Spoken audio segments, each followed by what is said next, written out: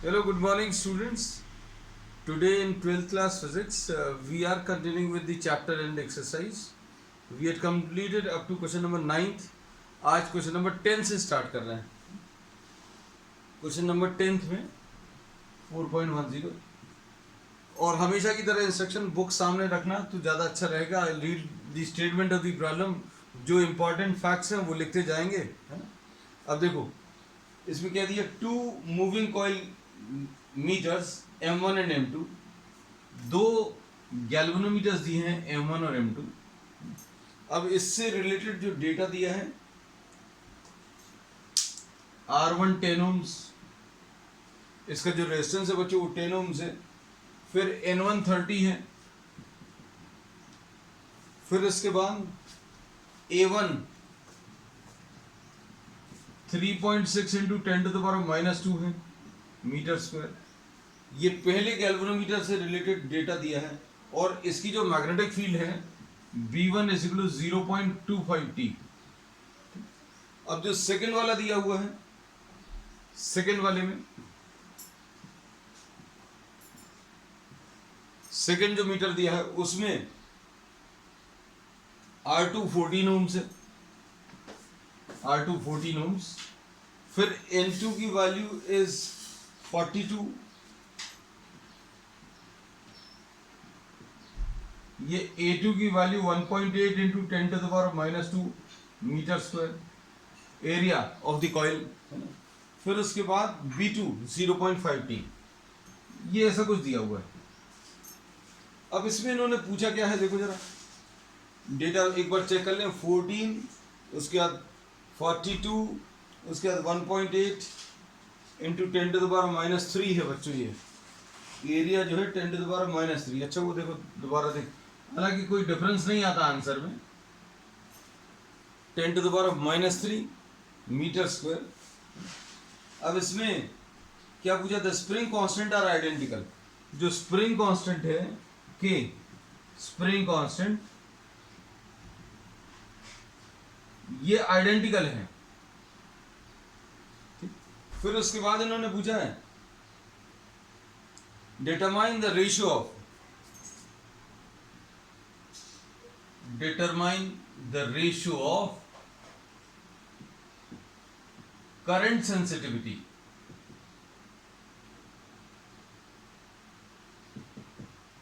अब current sensitivity बच्चों याद होना चाहिए.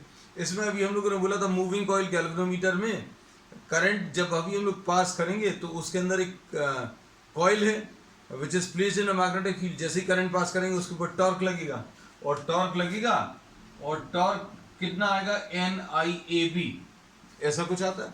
रेडियल फील्ड होने के कारण साइन थीटा नहीं आएगा, NIAB साइन थीटा आता है. NIAB sine theta radial field है, थीटा की वैल्यू 90 डिग्री है. तो ये डिफ्लेक्टिंग टॉर्क है. और जो स्प्रिंग है मतलब इसमें जैसे ही करंट पास किया तो एक टॉर्क इसको घुमाने की कोशिश करेगा और फिर ऊपर एक स्प्रिंग लगी हुई है, वो स्प्रिंग जो है वो उसको रोकने की कोशिश करेगी. सो this is the deflecting torque and this is the restoring torque. और ये कॉइल वहां पर रेस्ट पर आ जाएगी जहां पर दोनों इक्वल हो जाएंगे. तो ये अभी हम चीजों को रिवाइज भी कराते जा रहे हैं बच्चों, ऐसे ही कुछ था. और करंट सेंसिटिविटी बच्चों phi/I होता है. Deflection per unit current, deflection per unit current का मतलब क्या है, अभी हम लोग ये बोलेंगे किसी इंस्ट्रूमेंट की करंट सेंसिटिविटी ज्यादा होने का मतलब क्या है. करंट सेंसिटिविटी ज्यादा होने का मतलब क्या है कि वो छोटा सा भी करंट मेजर कर पाए, छोटा सा भी करंट डिटेक्ट कर पाए. अगर आप ये कम लेंगे I की वैल्यू और phi ज्यादा आ जाएगा मतलब करंट सेंसिटिविटी ज्यादा है. तो करंट सेंसिटिविटी आपको कंपेयर करना है. तो phi/I बच्चों कितना आ जाएगा, this will be equal to NAB divided by K, है ना. So this is the formula. आपको डायरेक्ट ये फॉर्मूला मालूम होना चाहिए. इतनी सारी चीजें जो अभी हमें बताई just for the sake of revision. तो phi/I की वैल्यू बच्चों कितनी, NAB/K आएगा. अब इसमें इन्होंने बोला है देखो करंट सेंसिटिविटी अगर दोनों की कंपेयर करनी है तो ये करंट सेंसिटिविटी में phi/I में n सबके अलग अलग हैं, दोनों के अलग अलग हैं, एरिया भी अलग अलग है, बी भी अलग अलग है, लेकिन इन्होंने बोला स्प्रिंग कांस्टेंट जो है सेम है. अब इन्होंने प्रॉब्लम में पूछा है current sensitivity phi upon I for the second upon phi upon I for the first, ये निकालना है। प्रॉब्लम में पढ़कर देखो, करंट सेंसिटिविटी का रेशियो बताना है। करंट सेंसिटिविटी को CS लिख दे रहे हैं, तो current sensitivity for the second upon current sensitivity for the first, ये पूछा है। और उसका फॉर्मूला अब आप रख लो। फॉर्मूला कितना आ जाएगा बच्चों?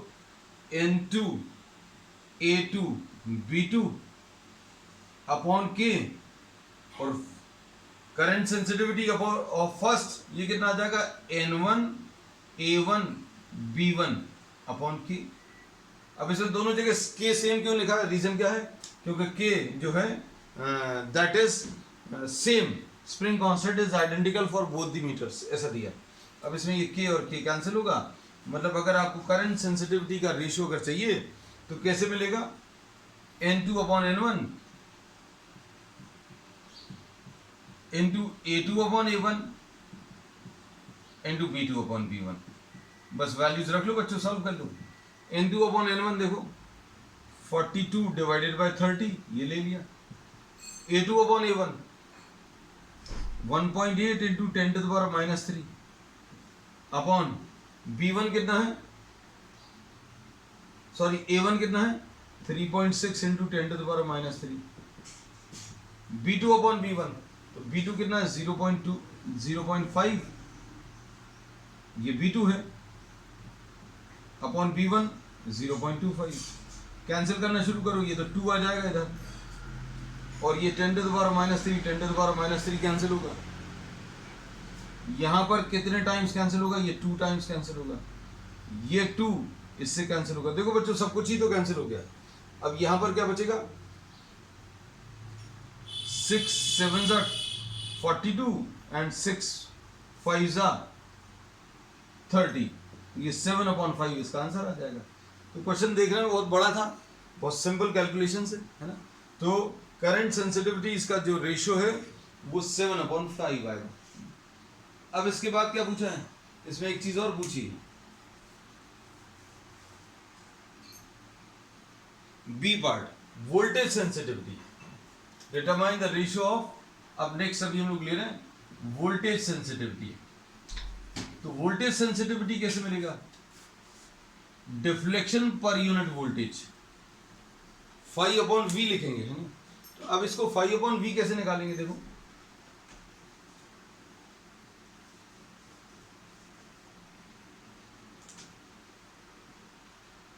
वोल्टेज सेंसिटिविटी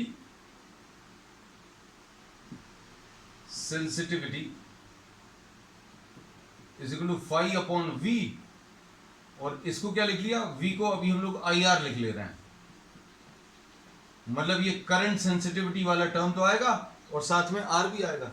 तो फाई अपॉन I का फॉर्मूला क्या बच्चों? ये आ जाएगा NAV अपॉन KR, ऐसा कुछ आ जाएगा।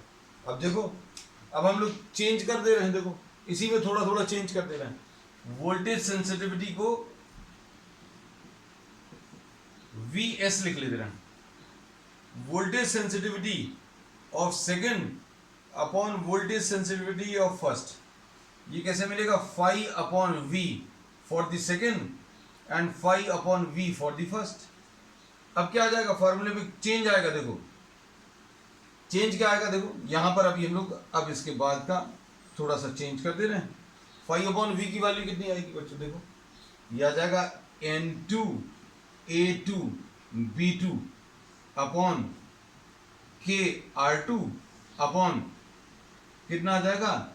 N1 A1 B1 upon KR1।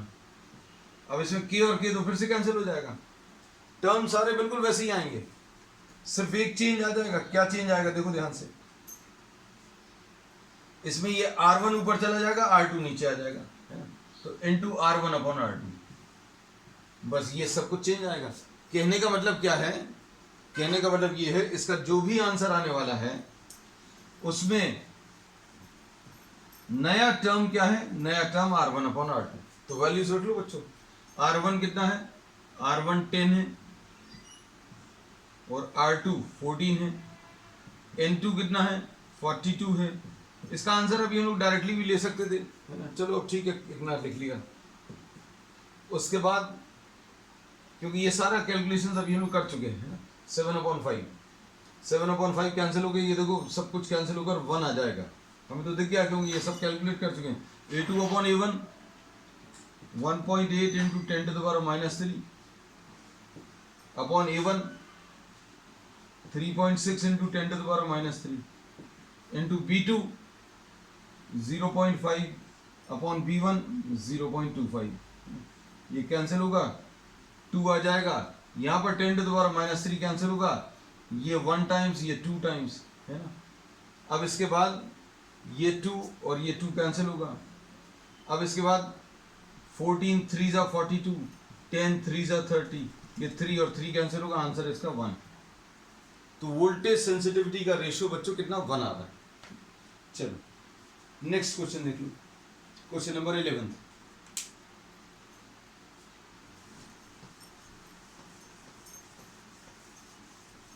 ये पहला ऐसा क्वेश्चन था जो थोड़ा सा बड़ा है, बाकी सब तो बहुत छोटे छोटे थे, इसके भी कैलकुलेशन बहुत ज्यादा बड़े नहीं थे बच्चों।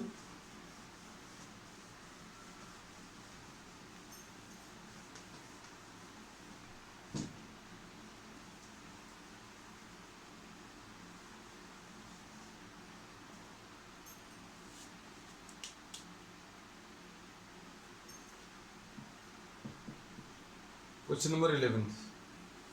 In a chamber, a uniform magnetic field 6.5 Gauss is maintained. एक uniform magnetic field 6.5 Gauss is maintained. ठीक, फिर इसके बाद क्या बोला है,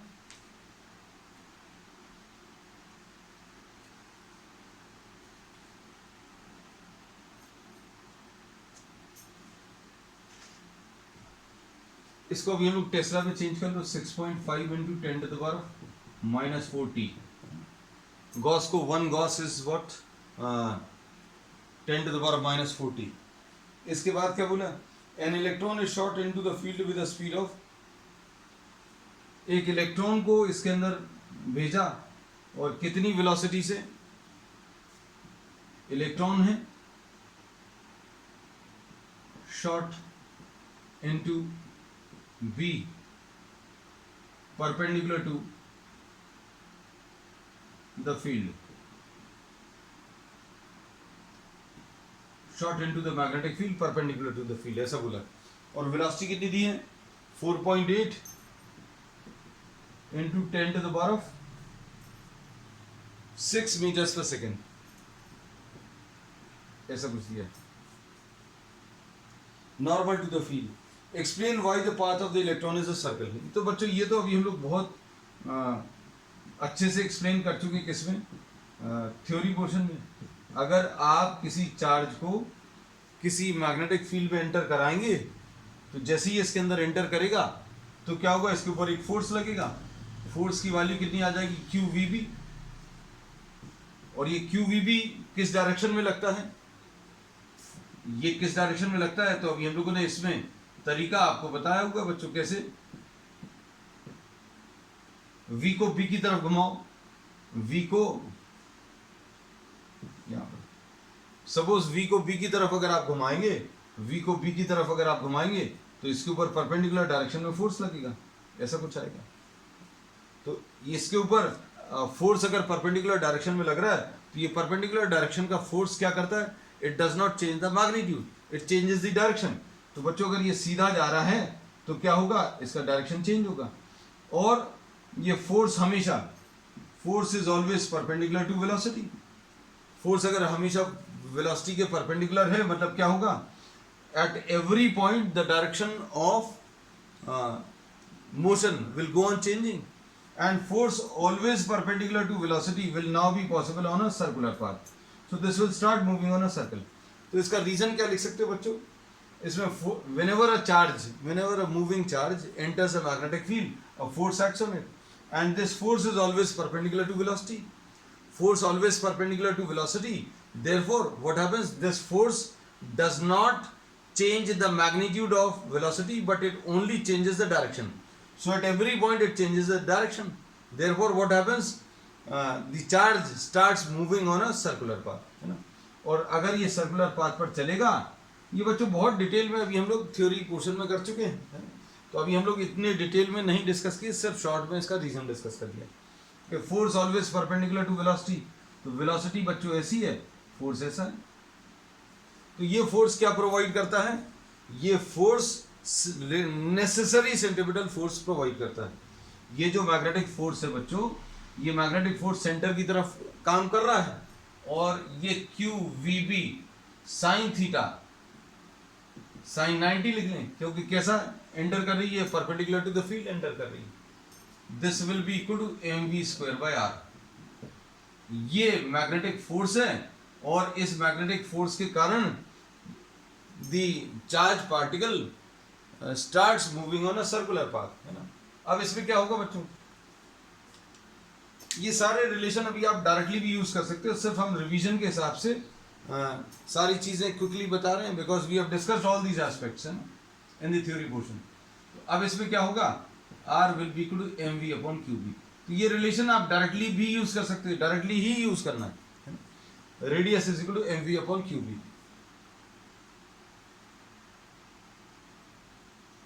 डिटरमाइन द रेडियस. अब रेडियस निकालना है.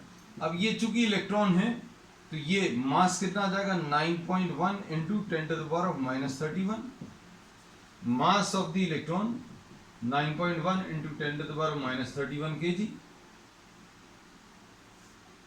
वेलोसिटी कितनी है, 4.8 into 10 to the power of 6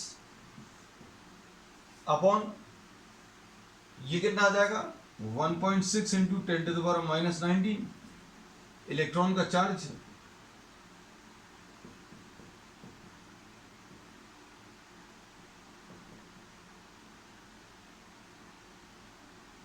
इसमें बच्चों ये जो डायग्राम अभी हमने बनाया हुआ है, ये पॉजिटिव चार्ज के लिए बनाया हुआ, नहीं तो कोई बाद में अभी ये देख कर कहे कि अरे यार ये पॉजिटिव चार्ज अगर ऐसा इंटर कर रहा था तो फोर्स ऐसा क्यों आएगा.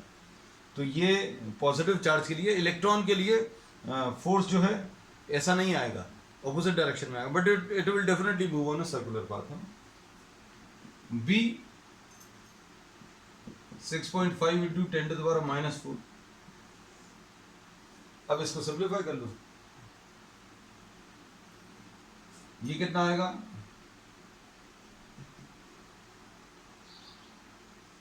ये 3 टाइम्स कैंसिल होगा.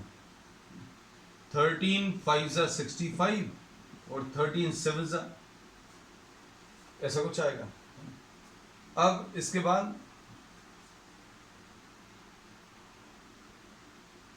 ठीक, अब ये आ जाएगा 7 इंटू 3 डिवाइडेड बाई 5.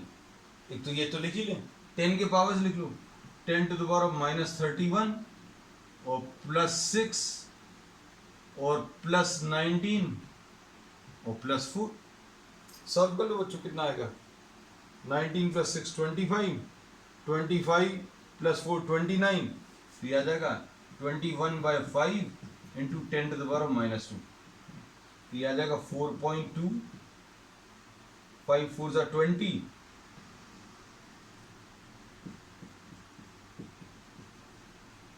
यानी radius 4.2 centimetre. This is what you get. अब इसके बाद और कुछ भी पूछा क्या इसमें,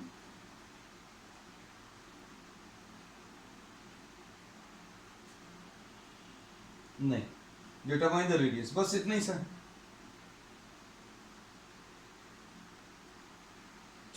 next question number 4.12. Question number 12 देख लो. अब बच्चों डेटा उसका यही वाला है ना. तो अब हम लोग क्या बोल रहे हैं, इसमें बहुत सारे क्वेश्चन बच्चों ऐसे हैं जो अभी हम थ्योरी पोर्शन में कर चुके हैं ना. जैसे इसमें इन्होंने क्वेश्चन में पूछा था कि why does this start moving on a circular path. तो reason we have discussed, we have calculated the radius also, we have calculated the period, the time period of revolution, वो भी निकाला हुआ है. अब देखो क्वेश्चन नंबर 12 में, इसी में 12 डाल दे रहे क्योंकि the data is related to 11. In exercise 4.11 obtain the frequency. Frequency क्या होता है बच्चों, frequency number of revolutions per second, और ये कैसे मिलेगा 1/t से, और t क्या होता है time taken to complete one circle. अब time taken to complete one circle कैसे मिलेगा, time taken to complete one circle will be distance, time will be distance divided by speed, ऐसा कुछ आएगा है ना। तो डिस्टेंस कितना बच्चों 2πr डिवाइडेड बाय v। अब इसे फ्रीक्वेंसी कैसे मिलेगा, frequency will be 1/t, 1/t यानी v अपॉन 2πr। इसमें और इसमें कंफ्यूजन बिल्कुल मत रखना, ये वेलोसिटी है। रेडियस कितना आएगा बच्चों, रेडियस mv अपॉन qb, है ना। ये सारे रिलेशंस अभी हम लोग पहले कर चुके हैं, लेकिन सिर्फ समझाने के लिए अभी हमने आपको ये सारे रिवाइज भी करा दिए। तो फ्रीक्वेंसी जो है, does this depend on the speed, आप फ्रीक्वेंसी देखो या टाइम पीरियड देखो, ये भी निकाले दे रहे हैं mv upon qb।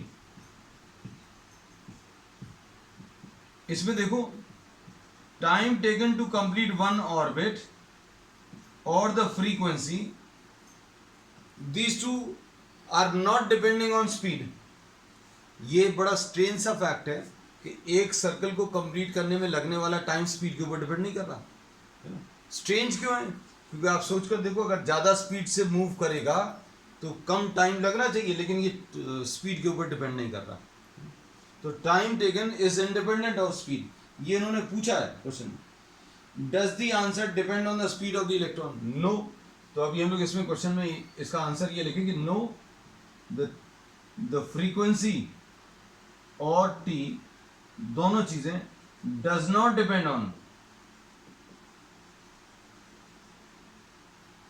On speed of the electron. इसको कैसे समझा सकते हैं ये चीज स्ट्रेंज है। स्ट्रेंज क्यों है, क्योंकि स्पीड अगर बढ़ाएंगे तो टाइम कम आना चाहिए, लेकिन स्पीड बढ़ाने पर रेडियस बढ़ जाएगा। मतलब ये छोटे सर्कल पर चल रहा था, तो v बढ़ाने पर रेडियस विल इंक्रीज। तो अब हम लोग इसमें यही कह सकते हैं दैट द फ्रीक्वेंसी और time period does not depend on the speed.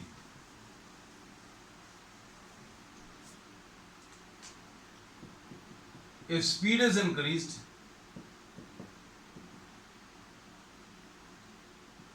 radius increases, but t remains same। तो ये पहले पार्ट का आंसर हो गया। अब आगे चलें, आपको फ्रीक्वेंसी कैलकुलेट करना, एक्सप्लेन करने वाला पार्ट अभी हम लोगों ने सेकंड पार्ट पहले कर लिया, और फर्स्ट पार्ट फ्रीक्वेंसी कैलकुलेट कर लें। तो फ्रीक्वेंसी है कितनी बच्चों, ये निकालना। तो फ्रीक्वेंसी निकालने के लिए आपको किस किस चीज की जरूरत पड़ेगी,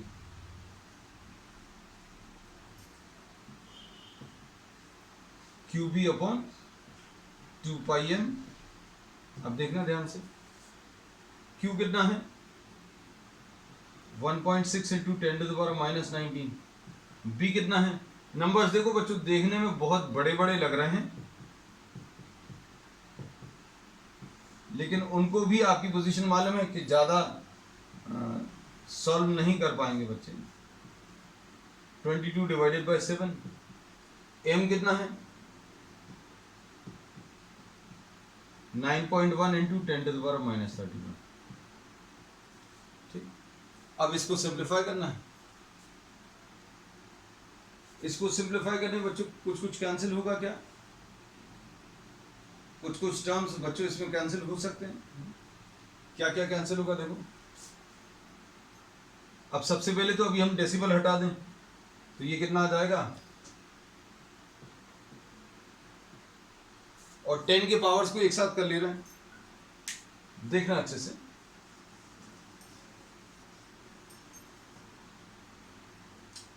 वन 1.6 है ये,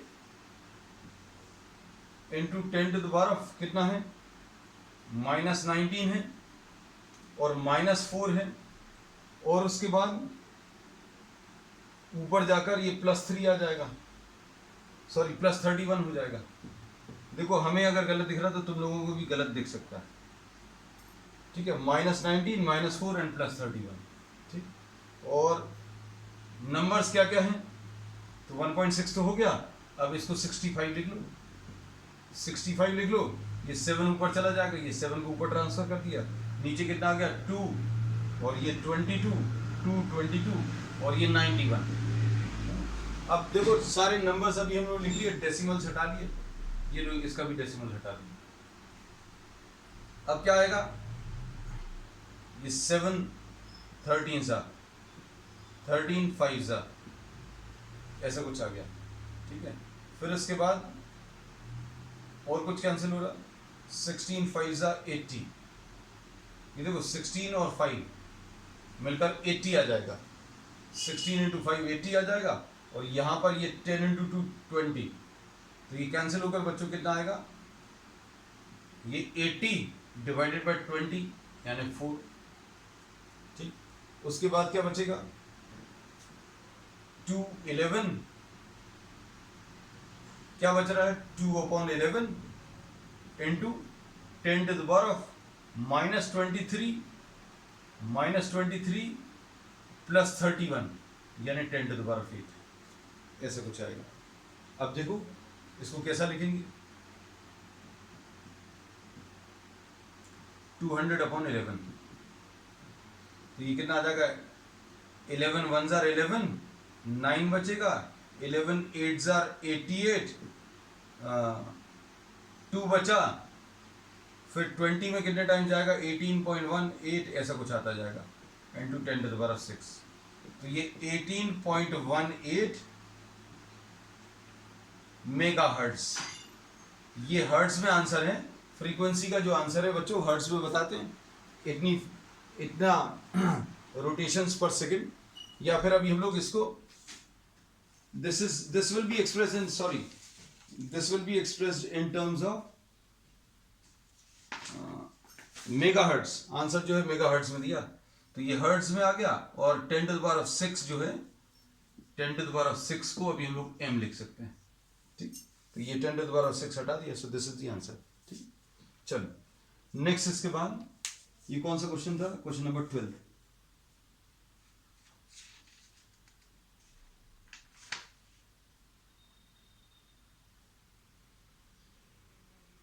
अब नेक्स्ट क्वेश्चन नंबर 13 देखो बच्चों ध्यान से।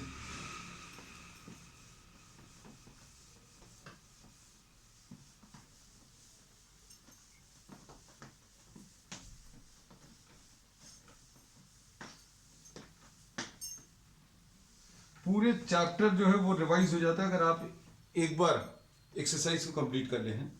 तो अभी हम लोग यही कहते हैं, या तो रिवाइज करके पूरा कर लो, या फिर आप एक्सरसाइज स्टार्ट कर लो, you know the concepts. Question number 4.13 A, इसमें क्या दिया हुआ है, a circular coil of 30 turns and 8 centimetre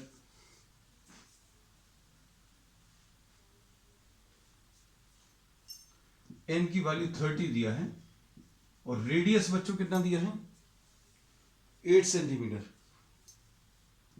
8 centimetre, यानी इसको 8/100 लिख सकते हैं, ठीक। उसके बाद क्या है 6 एम्पियर,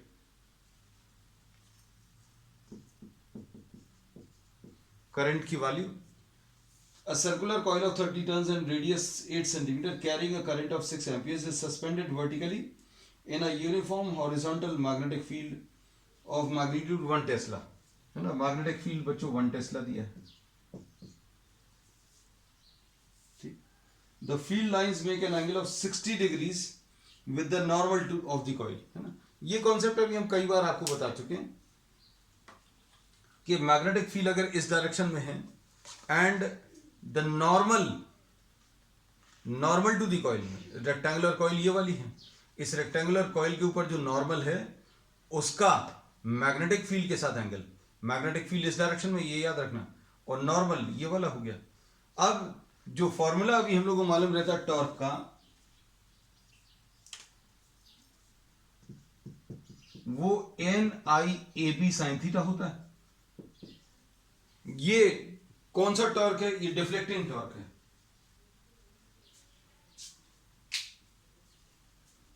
ये कौन सा वाला टॉर्क है बच्चों? Deflecting torque. प्रॉब्लम में इन्होंने क्या पूछा?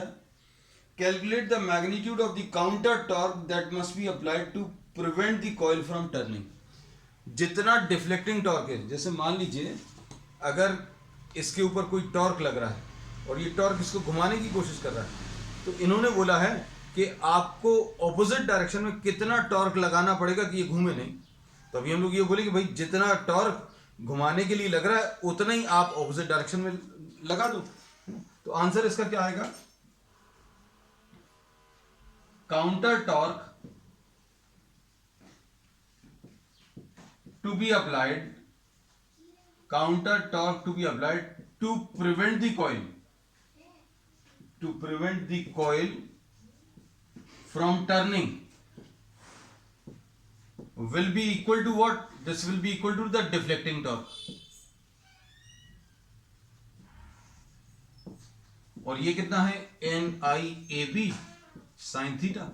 और थीटा की वैल्यू बच्चों प्रॉब्लम में दी हुई है, कितनी है? थीटा की value is how much? 60 degrees. ये 60 डिग्रीज है। एन कितना है? 30।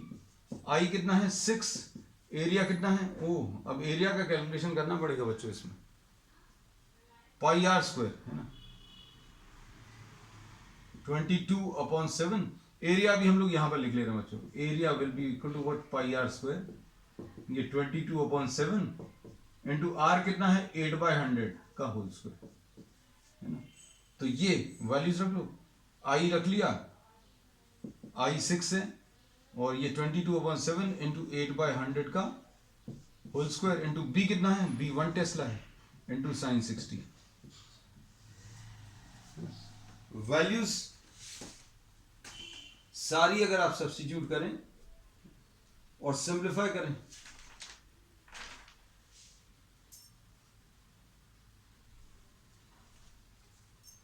इसमें टर्म्स तो बच्चों कुछ कैंसिल नहीं होंगे।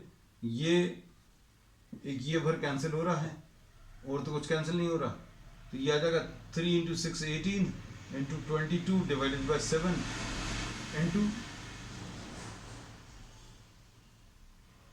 64 डिवाइडेड बाय, यहां पर ये 4 जीरोस थे, 1 जीरो कैंसिल हो गया तो 3 जीरोस बचेंगे इंटू साइन 60 की वैल्यू बच्चों √3/2। तो अब इसमें ये सिंप्लीफाई करने पर जो वैल्यू आएगी 3.1 न्यूटन मीटर्स। तो ये बच्चों ये डायरेक्टली आपको आंसर दे दे रहे हैं। आप इसको सिंप्लीफाई कर लेना, कैलकुलेशंस इसके थोड़े से बड़े हैं, ठीक है। अब इसका बी पार्ट देखो।